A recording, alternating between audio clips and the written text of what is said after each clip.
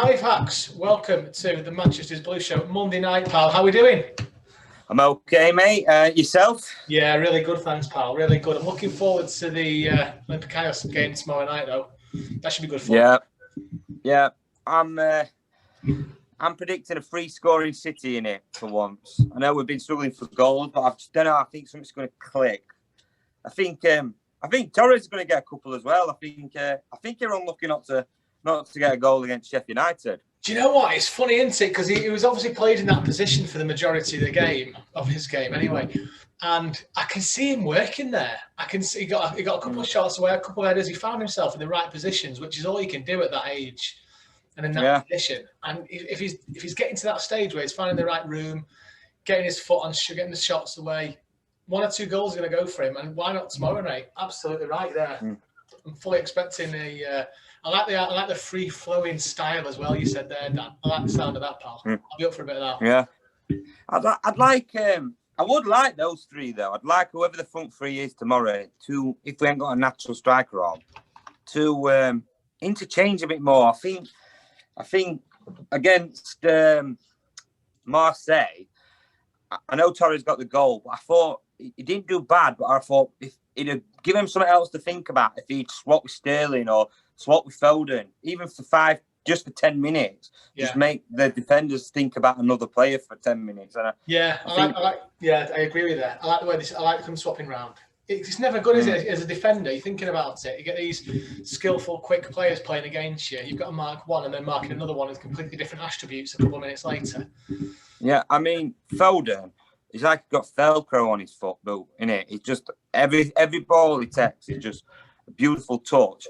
And then you've got Torres, who's like trying to get in behind you, and then Sterling, who 1 minute he'll take you out, he'll take you on. Next minute he'll put a nice pass in, and next minute he'll chip over the ball. So you never know where he's going to go either. Oh, he's brilliant. No, he's. Do you think he'll start tomorrow night? I think Foden will start. Possibly, if I were Pep, I'd be looking at this game and thinking, I'd give Walker a rest. Yeah. I'd possibly give Sterling a rest. I know a lot of Mahrez haters are out there. I'd probably play Mahrez just to get him a bit of confidence. But yeah, and I reckon they'll do Torres as like the striker if Jesus isn't fit. But I reckon they'll try just to try and get him into that role as a backup striker, which Pep seems to liking him. Yeah, well,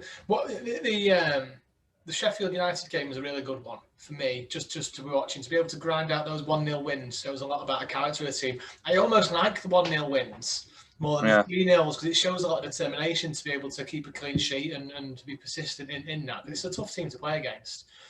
But I'm loving our Laporte and Diaz option. I just don't know if Pep will play this. Could be consistent with that tomorrow night. I think he'll change the centre 2 up tomorrow. What do you think? Yeah, but I get what you're saying. Consistency is key, and obviously they only just started playing together. But I'd probably rest them both. Right. Worst case scenario is we lose tomorrow. We've already got 6 points in bag, and then we've got another 3 games. Do you know what I mean? I'm not being funny. If we win tomorrow, we've practically qualified for this group. So I would not risk Diaz and Laporte. I definitely won't risk Laporte. And same with Diaz. Diaz has played a lot of minutes already for us. I would change it about. I know everybody will probably be disagreeing with me, but I just don't want to get him injured for this league. I think the league is ours this year. I really do have a feeling we're going to do it. I think we're going to be professional. I think our biggest rivalry is still Scousers. But I said this at the beginning. It's different defending your title. It's a lot different defending it to chasing your first one, isn't it? We know as City fans. So I definitely won't be risking Laporte. I'd have a completely different back 4 if I'm brutally honest. I don't know if Ake's fit, but I'd even go Stones, Ake, Zinchenko, and who would you play at right back though? Do you know what I mean? We could do another right back, really, couldn't we? Would you say Cancelo in that position? Would you? Or yeah, it's the same thing. It's just risking him and getting an injury. I can see Ake playing. I can see Zinchenko playing. I can see. Do you know? I can see Garcia playing. I have Dan. Pal. Oh, Dan Fielding. There's to Dan. Hello. Hey, you all right, pal? Yeah, you lads all right? Yeah, we're just talking about potential defensive options for tomorrow night, pal. Dan's reckoning we're going to see a completely different back four to the win against Sheffield, resting Laporte and Diaz. And we're just talking about that now. We're going to see Ederson in there. Well, what's your thoughts on the defence tomorrow? I have to agree. I'd say Laporte and Diaz for me will be rested. They've played a couple of games now, which is relatively unheard of for Guardiola, isn't it? Playing the same back two for 2 games straight. Now that Ake is back from injury, I think he'll be playing left-sided centre-back alongside Zinchenko at left-back, with John Stones or Eric Garcia coming in to fill the void. But yeah, I can see a completely different lineup to the one at Sheffield. Yeah, I'm going to go for. I think he'll still keep Kyle Walker in the back right. I think that he's having the season of his life. I think after a goal as well. I think having that. I think we need some stability and experience at the back, and I think that's really invaluable to us. So I think I can see him playing. I can see Ake and Garcia as 2 centre backs. I can see Zinchenko playing left back as well.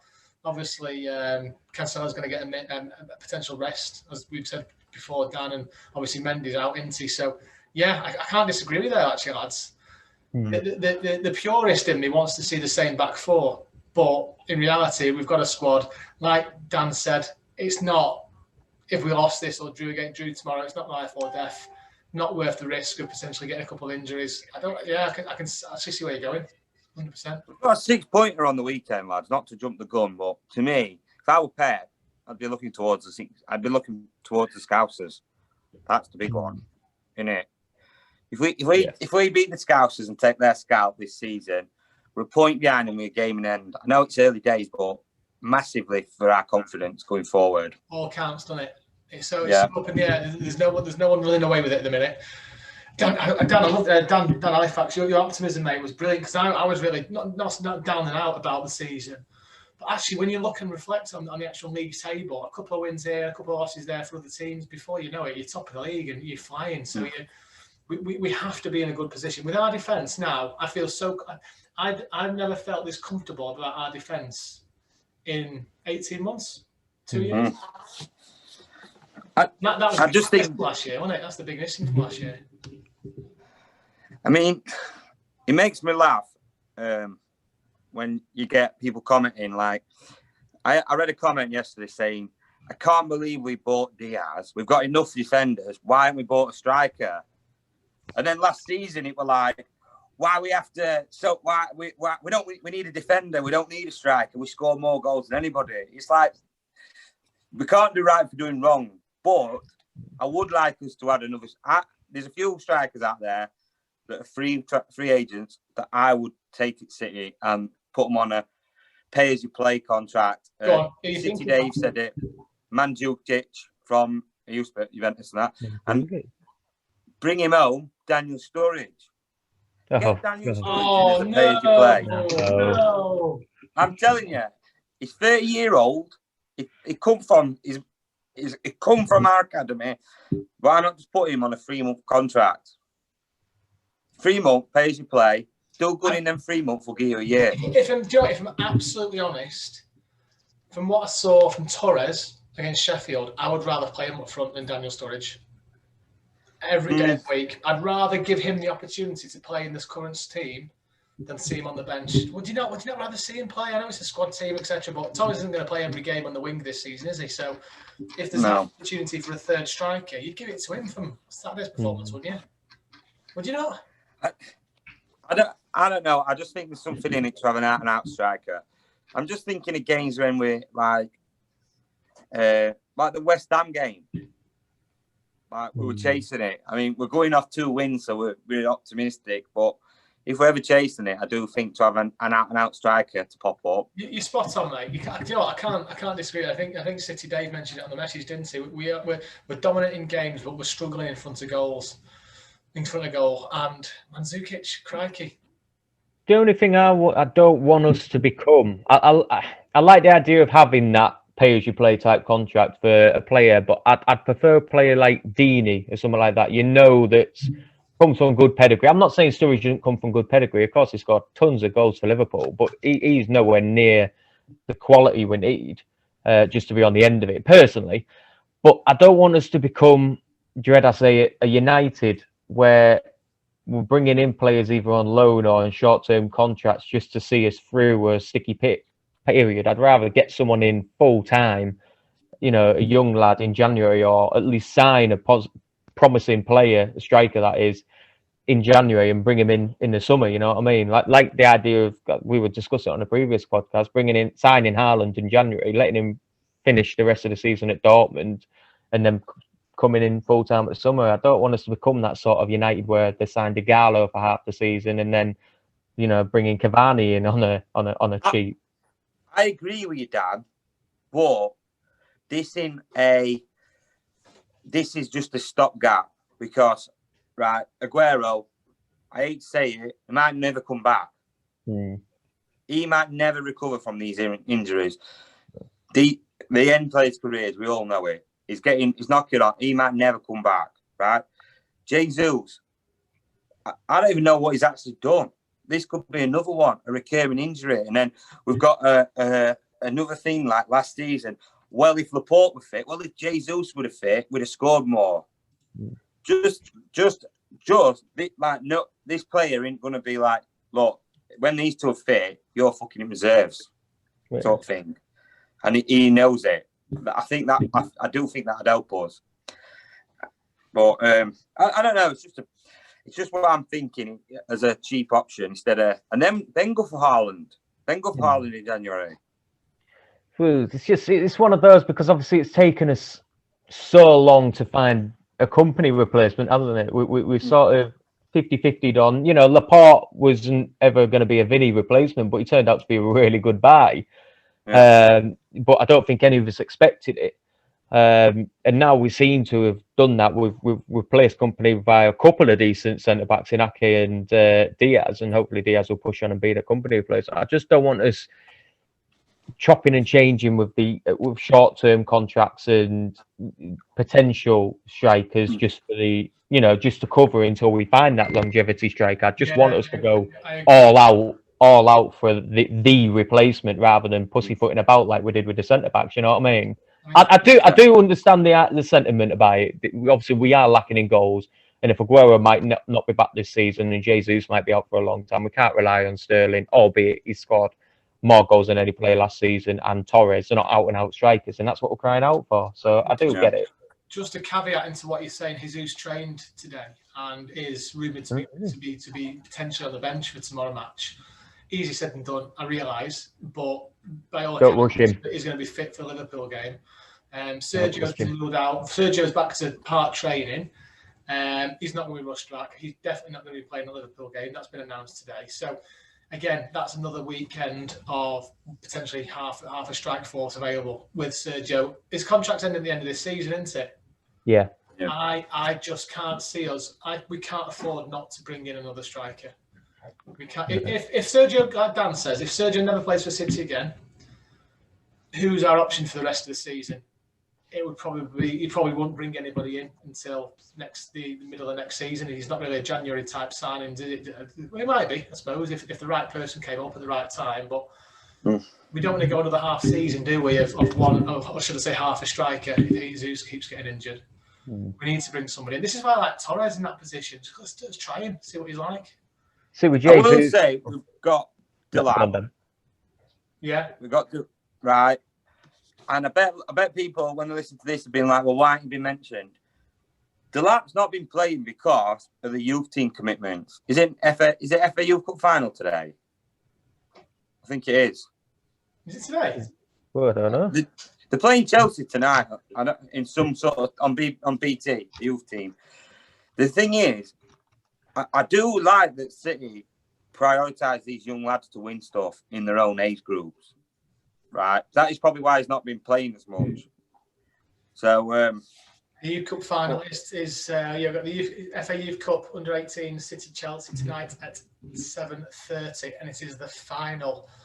Oh, that'll be interesting to watch. That's what I mean. So, like people say, played a lot more, but then you're letting these young lads down in their tournament, which they're all at the last age they can win it.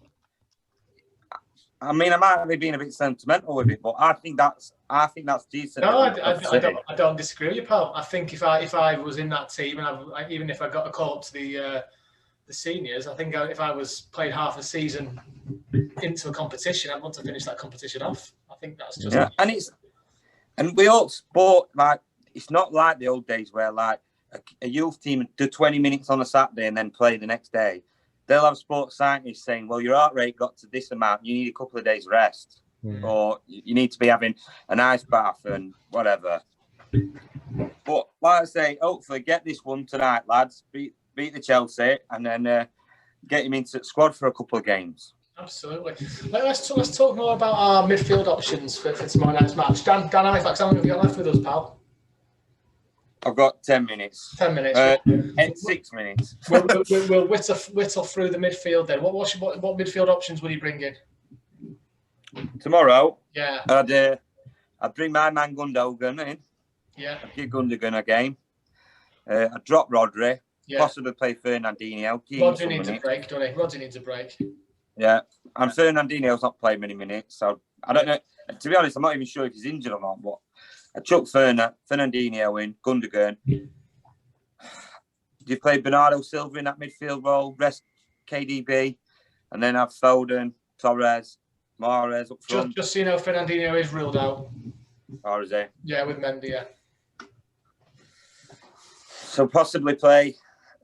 It's a short midfield. This Gundogan, Foden, and Bernardo Silva in the midfield. Gundogan the deeper of all three of them. Dan. And then Dan, what do you think, pal? If I'm going off what I think Pep will do, I think Roger will stay in the lineup. I think he will play Gundogan to help him alongside, because obviously Gundogan didn't play many minutes at the weekend. I think Kevin De Bruyne will still play, but Phil Foden will be out on the left, Mahrez on the right, and Sterling up front for me. Yeah, I'm going for KDB, Phil Foden, and Gundogan, and then Bernardo, Torres, and Raheem. You're probably right. I'm probably overthinking this Liverpool game, but I'm like playing Football Manager in my head, mate, just thinking, fucking, I have to put anybody on. Just get the game played. Bernardo Silva at right back. I tell you what, it could happen. I bet he could do a job at wing back as well, Bernardo. I do. So come on then, prediction for tomorrow then. Come on, give us your predictions. Then Halifax, we'll go first. What are you thinking? 4-1. 4-1, like that, yeah. Dan, what are you thinking? 5-0. The City, hopefully, yeah. Oh God, yeah. I think we'll stuff Olympiacos. And absolutely. You know what I'm going to say, don't you? Not touching that one with a barge pole. not a chance whatsoever. I've been seeing a lot of rumours about David Alaba and his he wants out, doesn't he? He wants out at the end of this season. Potential. He wants to go to either Madrid or Barca, but City, Juventus, and Inter Milan have all been rumoured to be after him. But what's your thoughts on him potentially coming over to the blue side? I'll let you talk this, Dan. Well, I don't think he would ever come. I kind of like the idea of if Cancelo can make a name for himself left back. He's been probably the most solid left back for a few games in a row that we've ever had since Clichy and Kolarov earlier years. You know, we've been chopping and changing. But I saw this morning that Alaba's agent has apparently officially offered him his services to Madrid. And obviously with Marcelo on the way out at Madrid, Alaba's only 28 compared to Marcelo, who's about 33, 34 now. You know, it's a young replacement for Marcelo and a decent replacement. So I think Madrid's calling for him. I don't think he'll come to City at all. You don't think that old Pep relationship's not going to have an inkling in for him? No, not at all for me. Personally, that is no. But then again, I don't know. I don't know how close they were at Bayern. From your experience of him on the continent, he's going to fit in at left back. Who's he going to replace? Is he? Does that mean Zinchenko's out the door, Mendy's out the door? One of those two has got to leave. That would definitely seal the fate for Angelino. Well, I think by the sounds of it, unless there's any truth behind Nagelsmann coming in, I think Angelino's gone, which is for me probably one of the worst transfer decisions we've done in a long time. But yeah, it depends where Zinchenko's going to play. But then again, it also depends where Cancelo's going to play. Pep's been playing him as central mid for a few games now. You know, they've been pushing much deeper and more central. Whether that's a plan of Pep's, I don't know. But I think for now, Cancelo is our left back, and I think the way he's been playing, he should be given the opportunity to prove if he is a constant left back. He didn't do it at right back. He's doing it with left back. Keep him there. Mendy isn't going to get there anymore. I'd very much like to see Cancelo on the wing one game. 90 minutes on the wing. So he's got good feet. He's quick. He can pass. He can move. I'd love to see him in that position for a consistent 90 minutes to see what he actually can do. He's been a right outlet for us this season. Honestly, I've been really impressed. I won't say he's been our best defender because I think Walker takes that mantle, but he's up there. He's been outstanding for us. He really has. Yeah. I wouldn't have Alaba. I did want him, and I do rate him. He's 28 going on 29. Is he going to be a stopgap like we've been saying? Do you get what I mean? If he was free, it's a different thing. But in City we trust. You know for a fact we're just going to sign a left back nobody's ever heard of. It's the City way. It's the City way. Here's a stat, lads. City are unbeaten in the last 13 games in the group stage of the Champions League. 10 wins, 3 draws, winning 5 of the 6 games at the Etihad. 13 is my lucky number. Not bad, that is it? It's not bad at all. That. So I'm hoping for a really good game, and I really want to take a team to the cleaners this year as well. I just don't think it'll be tomorrow. I just hope it's Saturday or Sunday. It's been moved to Sunday now, hasn't it, the Liverpool game? Sunday, yeah. It will be Sunday. 8-0. If we tank them again, oh my days. Thing is, I know it's early days, and a lot of people have been saying that we've got a game in hand against them, win that, and we can top them. It's still relatively early days, but imagine the boost and the confidence that will give the players if we do beat them. Not I don't mean smash them, just beat them. We were never out this title race. The season's only just begun, and teams are starting to find the form. But yeah, I have to agree. I do want to smash a team, and I hope it is Olympiacos just to give us that bounce going into the weekend. Well, Olympiacos have lost 14 of their 16 away wins in European matches in England. So we've got good odds to give them a good going over. It doesn't mean much though, does it? So this is football at the end of the day, but all the footballing gods are in our favour. Looking at the stats going into it. Well, I don't know about that. The stats in our in-game have been a bit poor in terms of putting the ball in the back of the net recently, aren't they? We're all right defensively for once, but no. Yeah, but I'd take a 0-0 tomorrow and then batter Liverpool. I would agree. I would take that. I'd definitely take that. I'd take that and rip your arm off, pal, to be honest. Do you know what, right? That is, you said it at the start, Tom. Grinding a result wins your Premier Leagues. Done it. The 1-0 wins are really satisfying. That's what I said now. Yeah. The 100-point season, how many games were we scored in like 80th minute or 90th minute or whatever, and it was scrappy, and it was like best season I've ever seen. Remember the last minute Sterling goal here and there, and before you know it, yeah. Jesus won final game. Yeah, exactly. That was absolutely so. But lads, I'm gonna love letting you leave. Yeah. All right, man. We'll get beat up for an hour and a half. See you later. Catch you later, pal. See you in a bit. Take care, pal. Did he say he was going to get beaten up for the next half hour? Yeah, he's doing some MMA class. See with that, he's going into the kitchen with his missus. No, he doesn't. It was an MMA class. I thought he was doing some charity auction for the MIB page. Beat him up for some sponsors or something like that. I think there'd be a massive queue for that, to be honest with you. Some of the stuff he comes out with. Dear me. I love that, man. I'm really looking forward to tomorrow night's match. And it's funny, isn't it, after a win against Sheffield, how much more you do look forward to watching the games. And the lead up to it, and it's I think it's an 8 o'clock kickoff tomorrow night. I just hope it's a good performance. I hope we put in a really consistent, solid performance tomorrow, to get that win. Yeah, I mean, well, the Marseille game, I don't think that was down to how poor Marseille played. I think we were absolutely class that match. Everything seemed to take, the passes, the movement, everything.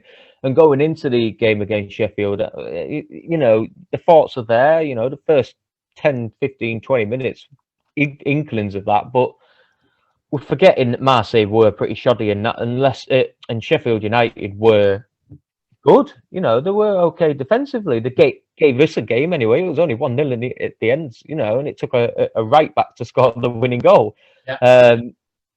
But there were the same signs in that game that have been in the first 3 or 4 games, where we have a decent, solid first half, albeit not world class enough, where we score, and then the second half is just abysmal. You know, giving away niggly fouls, giving away possession, passes are loose, worried at the back again. Whereas, why I don't understand. I know we're not scoring goals, but why can't we put a couple of chances away, be a bit confident, thinking, hang on, this is relatively the same team that's won 2 titles in the past 3 years, breaking records.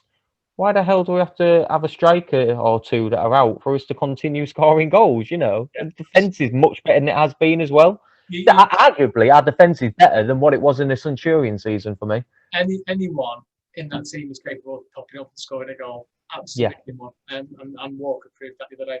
And you know what? I don't know why Walker has this habit of scoring against his old teams. Has more shots. He scored. I'm sure he scored against Spurs not so long ago with a long ranger, and does it against Sheffield, which is obviously his home club town. Do it more, mate. He's got a cracking little foot on him, hasn't he? A little hammer of a right foot. So yeah, if you can find the net more often, from as far as I'm concerned, we need a long range goal scorer. I remember the one against Newcastle a couple of years ago. That was a driven one. Had pretty much every hallmark of the Sheffield one, didn't it? Yeah, straight across the line. Yeah, it was well driven. You know, he certainly picked the spot. But that's the thing. Our back line, we knock it about too much. I know Guardiola doesn't like the idea of us shooting outside the box. He'd rather it pass us into the back of the net. But when we haven't got an out-and-out striker in Aguero just to knock in that last touch, you've got to have a few pops. You know, Bernardo Silva can. We've seen it against Arsenal. We've seen it against United. He can pop in a shot outside the box like he was built to do it. You know, he's got one hell of a finish. But I don't know. It's like somebody on the page a few weeks ago saying the way Mahrez has been cutting in and having a shot outside the box, or just literally just in the penalty box, saying, "Oh, that's what Pep told him to do." No, it isn't. No, it isn't. No player in that City team are told to just smash it outside the box. You only do it if you're comfortable enough to do it. But at the same time, I'm thinking, well, if they're not expecting us to do it, why not? Why not have a couple of pops outside the box? If you've got the players to do it, do it. We're lacking in goals. You might as well try a different dynamic. Yeah, absolutely. I'm all for a long range shot. The problem we've had with Mahrez in recent games, though, is people are just getting fed up with it. People are seeing where the pass is, and it's starting to get a stretch now. I'll never have a go at a player unless it's absolutely warranted. And I don't mind Mahrez on the shot. The only problem is he's starting to turn into that lad at school who always shot into the passing.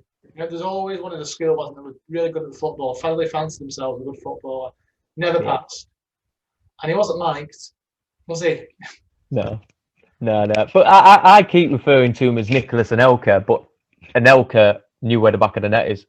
They're both greedy, but you'd always trust Anelka when he has a shot 2 times, one time out of 2, he'd put it in the back of the net. Mahrez, Jesus Christ, that lad looks happy when he wins a corner, for Christ's sake. It's ridiculous, you know. I tell you, if he had the finishing power of Anelka with the same greediness, we'd have tons more goals. I just wish he'd look up and pass it. Yeah, he's not as offside as often as Anelka, is he? That's the no upshot from that side of things. Right, but Anelka made up for the offsides with the goals, so we're forgiven. I'm up to Anelka City. Right, we're going to wrap this up, my mate. We're wrapping it up. So you're for a 5-0 win. Halifax has gone for a 4-1 win for tomorrow night's match. You can find the match on BT, Channels 3 Sports, I believe. Yep. I don't know if you're doing a commentary or not. I will do, indeed. Fabulous. Your commentaries are brilliant, by the way. If anyone's listening to this podcast, tune into Facebook Live for Dan's commentary of the game. It is well worth a listen to. And right, we'll look you and leave your blues, and let's have a good. It's 3 points tomorrow, isn't it? It's a league competition, so absolutely 3 points tomorrow, please. Absolutely, and tons of goals. See you tomorrow, pal. Take care. Go on, City. Come on, boys.